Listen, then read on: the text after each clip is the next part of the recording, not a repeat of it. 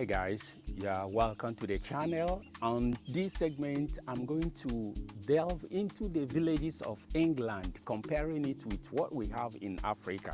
So I'm going to step into the quiet village of Delft. Delft is tucked away in Saddleworth, about 45 or 50 minutes outskirts of Manchester. So today I'm inviting you to join me as we explore this charming English village through the eyes of someone who carries African spirit in his heart. So join me as we go into the village of Delft in Saddleworth. When we think of Europe, many of us from Africa imagine towering cities, fast trains, and people in a hurry. But on this journey outside Manchester City, I've discovered something that truly surprised me. Europe has villages too, and they are alive, well, and full of quiet stories. Coming from Africa, where our villages are full of rhythm, goats crossing the path, and stories around fires, I never imagined that in England, of all places, people still live in rural areas that feel untouched by the rush of modern life. Something about the village that is universal. Whether in the valleys of Africa or the hills of England, the land connects us. The rhythm of rural life has its own heartbeat, one that modern cities have forgotten. In Africa, the village is the heartbeat of life, a place where mornings are filled with the sounds of roosters crowing, bustling markets, and the laughter of children. Community spirit is woven into every sunrise and sunset. Here, life dances to a different rhythm, bold, bright, and communal. As I drive out of Manchester, I leave behind the noise, the heartbeat of the north, tall buildings, endless traffic, the hum of life buzzing from every corner. But today, I'm trading all that noise for something quieter, something timeless. The journey from Manchester to Delft takes just about 30 minutes by car, less than an hour, but as the minutes pass, it's like stepping through different worlds. The tall glass towers disappear in my rear view mirror, replaced by stone walls, rolling hills, and the wide open sky.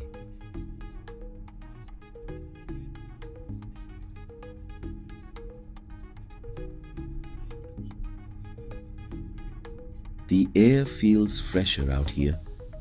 The roads narrow, the fields stretch far and wide, dotted with grazing sheep and ancient dry stone walls.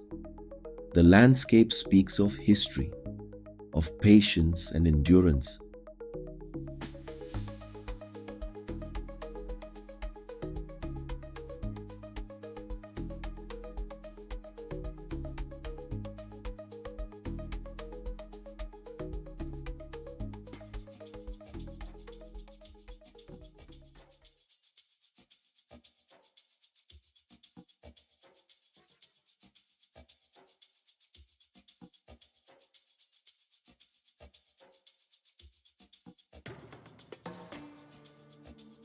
I came to this English village thinking I'd find something foreign.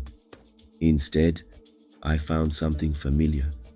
It reminded me that village life isn't African. It's human. It's a rhythm of life that binds us across continents.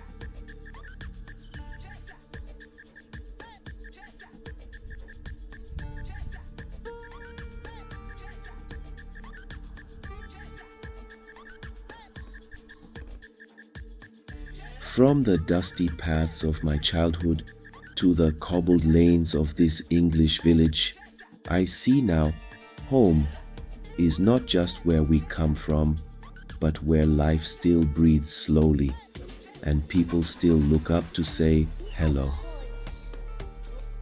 And then, as if tucked away between the folds of the hills, Delft appears. Quiet, steady, timeless. In just 30 to 40 minutes, I have traveled not just across miles, but across centuries. Sometimes the biggest journeys aren't measured by distance, they're measured by the way they shift your heart. Now the landscape opens up into a patchwork of green and gold. Rolling farmland as far as the eye can see, stitched together by ancient stone walls. Cows and sheep graze lazily in the fields, unbothered by the ticking clock of modern life.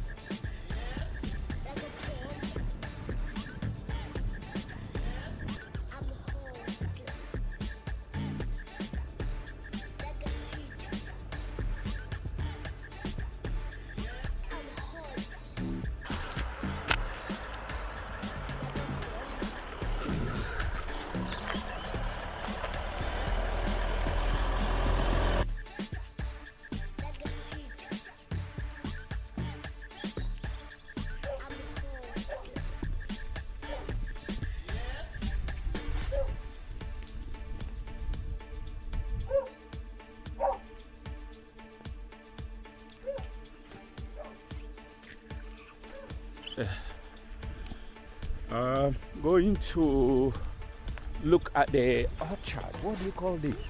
Also, I'm building a small woodland, Yeah. and this is a little orchard I started Orchard. 2 years ago. Right. Yeah.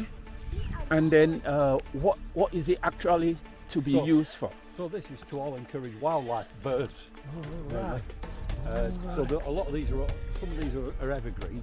So just like these over here, to encourage the birds to nest. Oh God. And So, then, so Mike, what it is that appeals to you to want to live in the remote area here? Is it the town is too noisy, the peace? What makes somebody want to live in there? I've lived out here for the last nearly 35 years now. Yes. I like the peace and quiet. Will you prefer to stay here or in No, the city centre? No, I couldn't live in the city centre. If I go into Manchester or what city centre, I can't this- wait to get home. This is beautiful.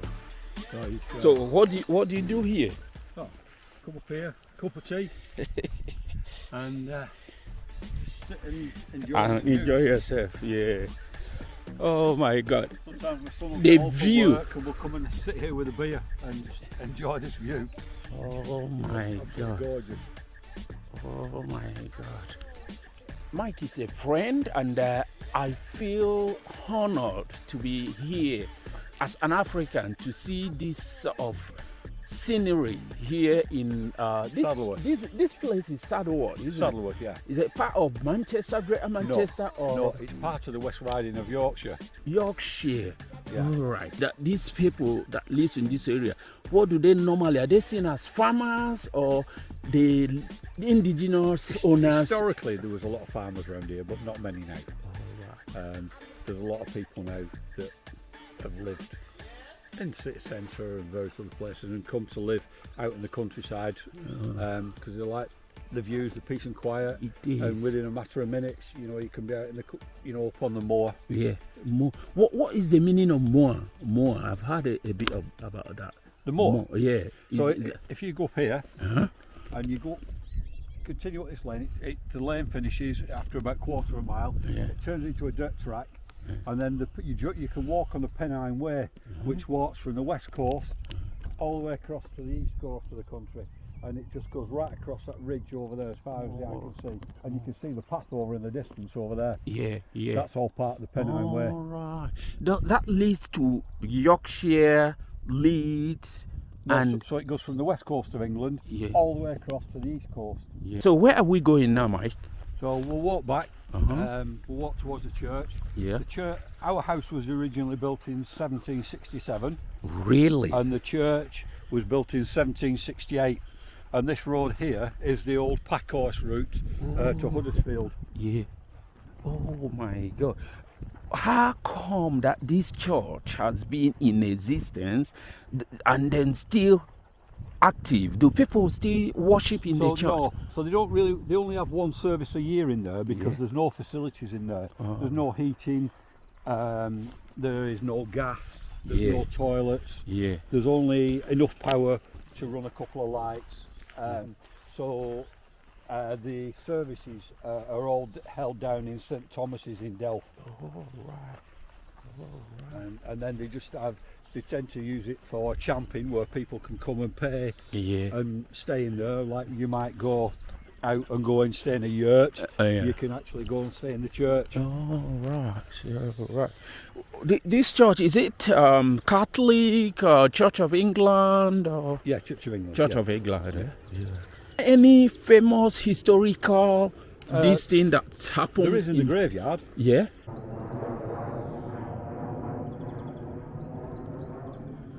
So.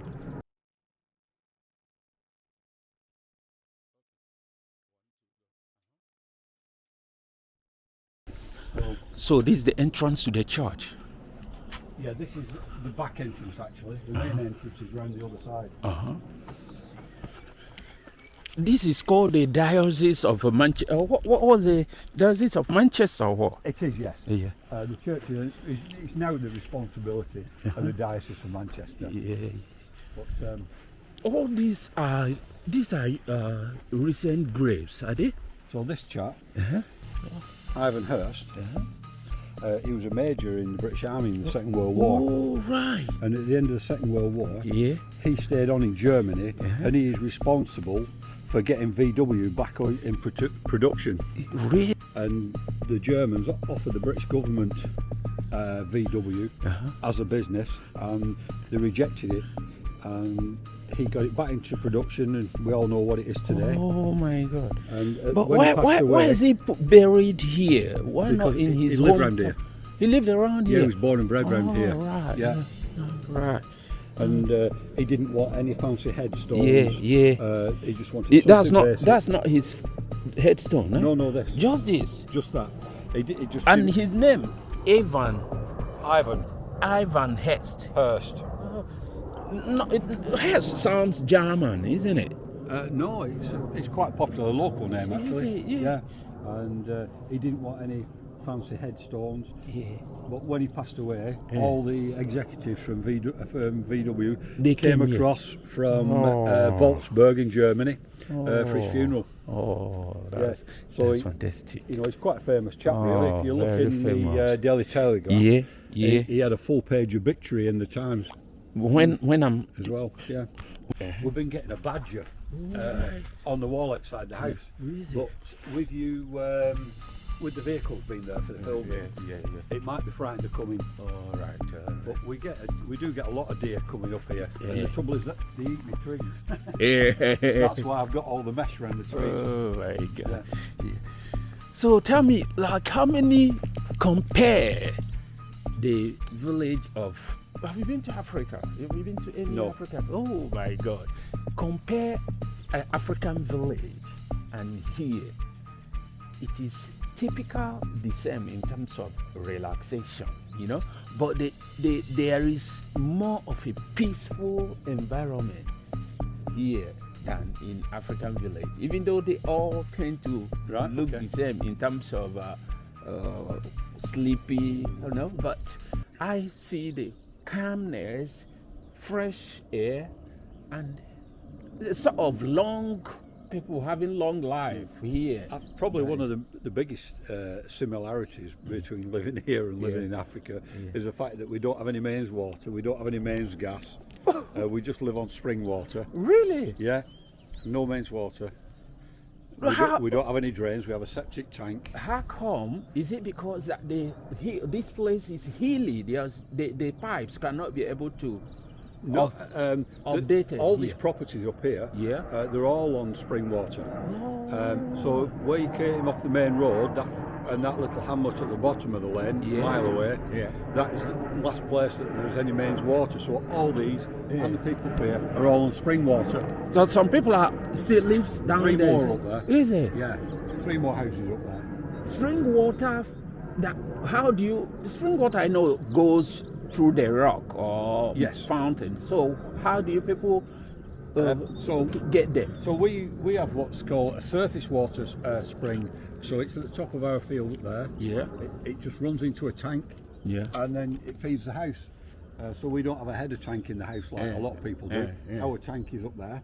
And then usually after about 6 or 8 weeks of no rain, it starts to run out. And then when it has run out, So how do you manage? I go and get an IBC, which is a big- tank, plastic tank yeah, that plastic. holds 1,000 litres.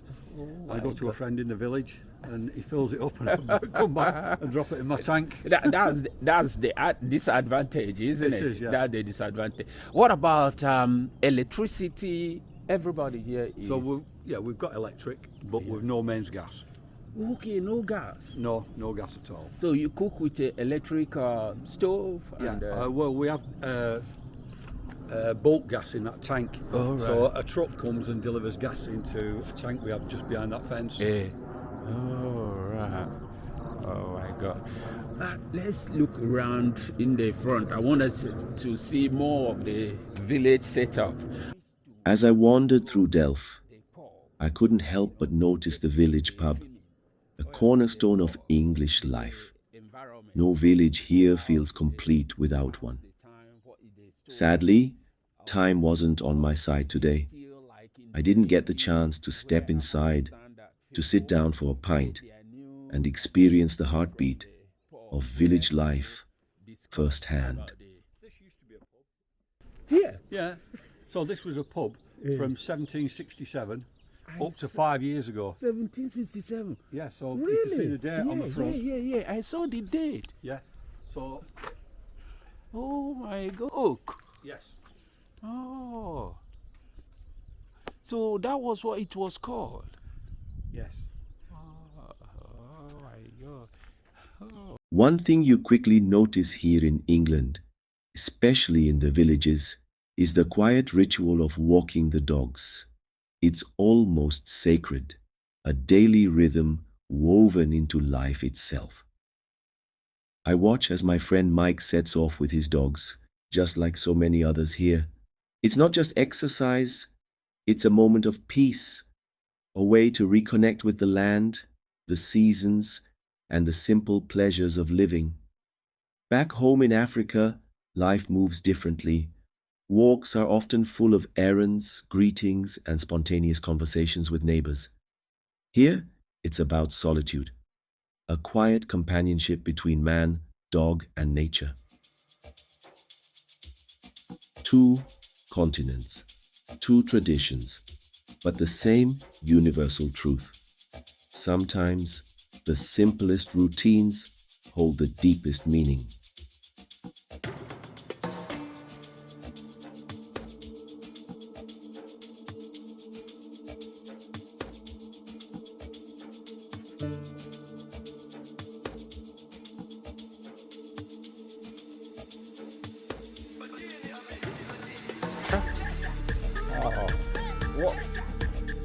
Why is he doing that? Is he tired? No, I told you to wait. To wait.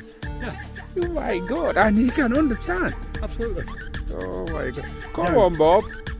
Down. That's funny, isn't it? Come. Stop. Really? Stop. Down. Oh my God. Come. Off. Give me a tea. Good boy. Oh my God. Boy. How many years you've trained this? I got him at 7 weeks old. I've done a lot of training with him over the years. Oh, that's a beautiful one. He's sitting down. Hand signals as well. Oh my God, this is, come guys, this is fantastic.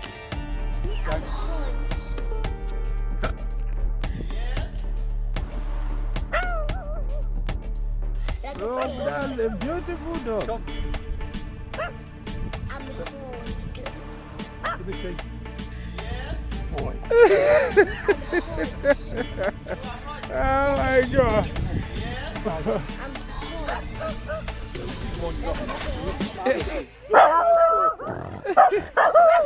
Get inside now. But he looks smaller than any other. Is he Yeah. the youngest? This one and this one are the same age. The brother and sister. Yeah. That's their mum. Inside. Inside. Get inside, Bob. Yeah, they're not used to having anybody in. Oh yeah. They're just protecting the place. Oh my. And they might be little, but they can be vicious. Yeah, I know. I love these flowers. What are their names? Tulips. Tulips. Oh. Yeah, when it's warm, they open up in the summer. Yeah. And when it goes, it's nightfall, they close up. Is it? Yeah. They have a brass band competition on Whit Friday, which is always 7 weeks after Good Friday. Really? Yeah. So that last week? It happened So last week. No. So Good Friday is a start. Then 7 Fridays after that, 7 weeks, is when we have our Whit Friday band contest. So each village has its own individual band contest. Yeah. But within that, there will be 100 bands going through the village, and they come from all over the world. Here? Yeah, so you'll have 100 bands going through our village on a Friday evening from 4 in the afternoon through to midnight. During the Easter, the is it Good Friday or every Friday? No, it's 7 Fridays, 7 weeks after Good Friday, and it's just for one Friday a year. 7 good. That's in the next 2 weeks. Good Friday was last 2 weeks. Yeah, isn't so it? it's probably Or 3 weeks. 3 weeks weeks off. time. Yeah. I'll cover it.